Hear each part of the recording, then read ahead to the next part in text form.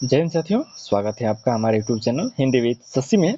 तो जो हमने यूजीसी नेट के लिए शुरू किया था कहानी, उसी क्रम में आज हम तीसरी कहानी पढ़ रहे हैं, एक टोकरी भर मिट्टी। तो चलिए बिना देर किए हुए शुरू करते हैं इस कहानी को। तो एक टोकरी भर मिट्टी जो है ये 1901 में प्रकाशित हुआ था। इसके राइटर का नाम माधवराव सप्रे है। छत्तीसगढ़ मित्र पत्रिका में ये प्रकाशित हुआ था।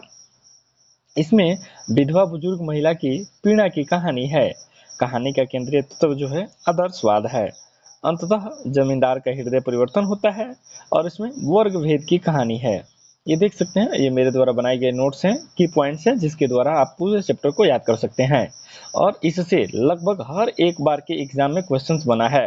तो सबसे पहले आप ये की पॉइंट्स अपने नोट्स में नोट कर लेंगे, उसके बाद से पूरी कहानी भी पढ़ेंगे, क्योंकि बीच में कहीं से भी कोई इंपॉर्टेंट फैक्ट मिलता है उससे वो क्वेश्चन बना देते हैं।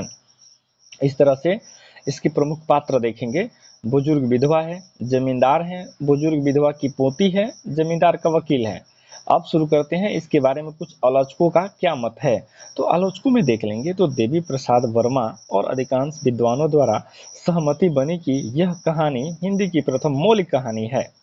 उसके बाद से संवेदना के क्षण की अभिव्यक्ति की दृष्टि से हिंदी की पहली कहानी के रूप में मान्यता देते हुए इसकी भाषा को ठेठ हिंदी भाषा बताया गया है। अब बात कर लेते हैं माधवराव सप्रे। तो इनके बारे में कुछ देख लेते हैं। तो माधवराव सप्रे का जन्म जो हुआ था 1871 में मध्य प्रदेश में हुआ था और छत्तीसगढ़ मित्र पत्रिका के संपादक रहे। हिंदी केसरी साप्ताहिक समाचार पत्र जो था इसके भी संपादक रहे। अब हम कहानी देख लेते हैं, क्योंकि कहानी पढ़ना भी अनिवार्य रहेगा, क्योंकि बीच में किसी भी इम्पोर्टेंट जो की है उसके हिसाब से ये लोग सवाल बना दे रहे हैं, तो पढ़ना अनिवार्य है। और इस क्रम में देख सकते हैं, किसी श्रीमान जमींदार के महल के पास एक गरीब अनाथ विधवा की झोपड़ी थी। जमींदार साहब को अपनी महल का हाता उस झोपड़ी तक बढ़ाने की इच्छा हुई। विधवा से बहुतेरे कहा कि अपनी झोपड़ी हटा ले, पर वह तो कई जमाने से बसी थी। उसका प्रिय पति और इकलौता पुत्र, क्वेश्चन ये भी बन सकता है, भी उसी झोपड़ी में मर गया था। पतोहू भी एक 5 बरस की कन्या छोड़कर चल बसी थी। अब यही उसकी पोती इस वृद्धा काल में एकमात्र आधार थी। जब उसे अपनी पूर्व स्थिति याद आती तो मारे दुख के फूट फूट रोने लगती थी, और जब से उसने श्रीमान पड़ोसी की इच्छा का हाल सुना तब से वह मृत प्राय हो गई थी। इस झोपड़ी में उसका मन लग गया था कि बिना मरे वहां से वो नहीं निकलना चाहती। श्रीमान के सब प्रयत्न निष्फल हुए, तब वे अपनी जिम्मेदारी चाल चलने लगे। बाल की खाल निकालने वाले वकीलों की थैली गर्म कर उन्होंने अदालत से झोपड़ी पर अपना कब्जा करा लिया और विधवा को वहां से निकाल दिया। बेचारी अनाथ तो थी ही, पास पड़ोस में ही कहीं जाकर रहने लगी। उसके बाद से एक दिन श्रीमान उस झोपड़ी के आसपास टहल रहे थे और लोगों को काम बतला रहे थे कि विधवा हाथ में एक टोकरी लेकर वहां पहुंची। श्रीमान ने उसको देखते ही अपने नौकरों से कहा कि उसे यहाँ से हटा दो, पर वह गिड़गिड़ा कर बोली, महाराज, अब तो यह झोपड़ी तुम्हारी ही हो गई है, मैं उसे लेने नहीं आई हूँ महाराज, क्षमा करे तो एक विनती है। जमींदार साहब के सिर हिलाने पर उसने कहा, जब से ये झोपड़ी छूटी है तब से मेरी पोती ने खाना पीना छोड़ दिया है। ये भी क्वेश्चन बना था कि पोती ने क्या करना छोड़ दिया था, खाना पीना छोड़ दिया है। मैंने बहुत कुछ समझाया पर वह एक नहीं मानती, यही कहा करती है कि अपने घर चल, वहीं रोटी खाऊंगी। अब मैंने सोचा कि उस झोपड़ी में से एक टोकरी भर मिट्टी लेकर उसी का चूल्हा बनाकर रोटी पकाऊंगी। इतना भरोसा है कि वह रोटी खाने लगेगी। महाराज कृपा करके आज्ञा दीजिए तो इस टोकरी में मिट्टी ले आऊं। श्रीमान ने आज्ञा दे दी। विधवा झोपड़ी के भीतर जाते ही गई। वहां जाते ही उसे पुरानी बातों का स्मरण हुआ और उसकी आंखों में आंसू की धारा बहने लगी। अपने आंतरिक दुख किसी किसी तरह संभाल कर उसने टोकरी मिट्टी से भर ली और हाथ से उठाकर बाहर ले आई। फिर हाथ जोड़कर श्रीमान से प्रार्थना करने लगी, महाराज कृपा करके इस टोकरी को जरा हाथ लगाइए, जिससे कि मैं अपने सिर पर धर लूं। जमींदार साहब ने पहले तो बहुत नाराज हुए, पर जब वह बार बार हाथ जोड़ने लगी और पैरों पर गिरने लगी तो उसका मन में कुछ दया आ गई। किसी नौकर से न कहकर आप ही स्वयं टोकरी उठाने आगे बढ़े।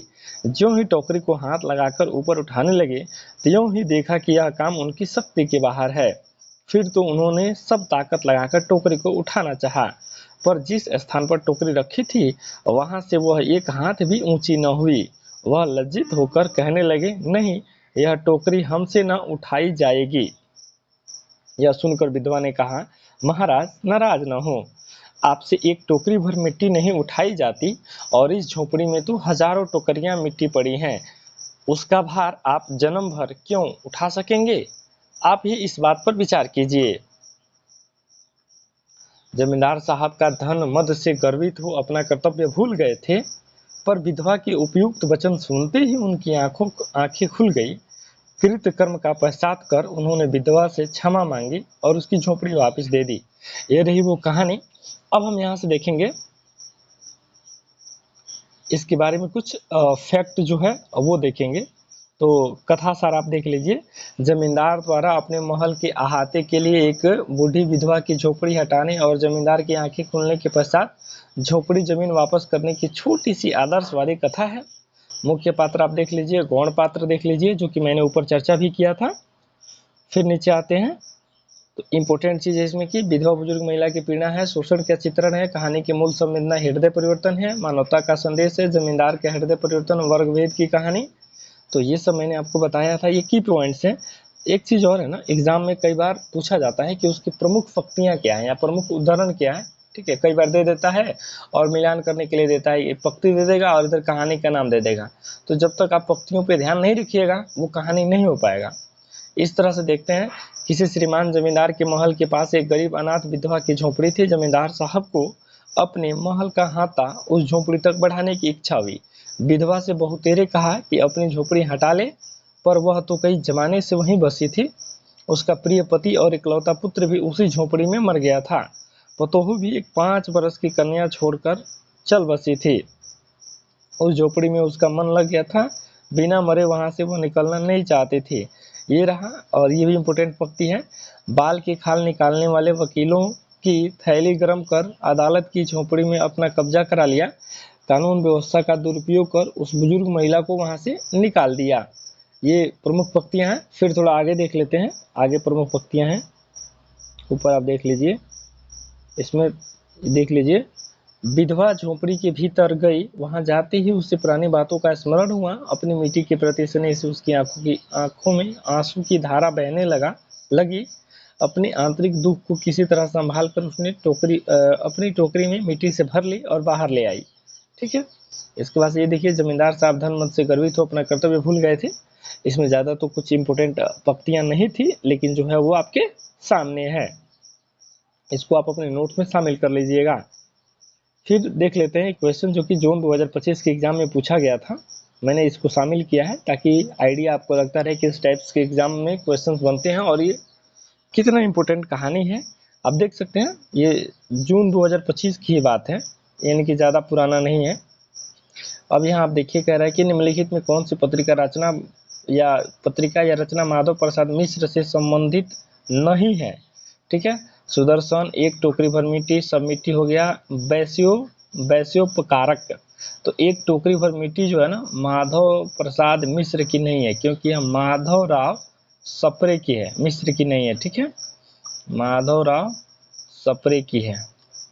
तो आप देख लीजिए कितना छोटा सा अंतर से, क्योंकि जो शुरू में ही आश्चर्य में आएगा वो इसको तो कम से कम नहीं मारेगा, लेकिन जो ध्यान दिया रहेगा माधव प्रसाद मिश्र और माधव राव सप्रे में, वही इस सवाल को कर पाएंगे।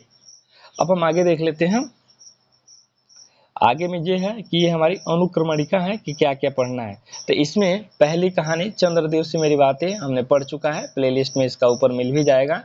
दूसरी कहानी है दुलाई वाली, ये भी हम पढ़ चुके हैं।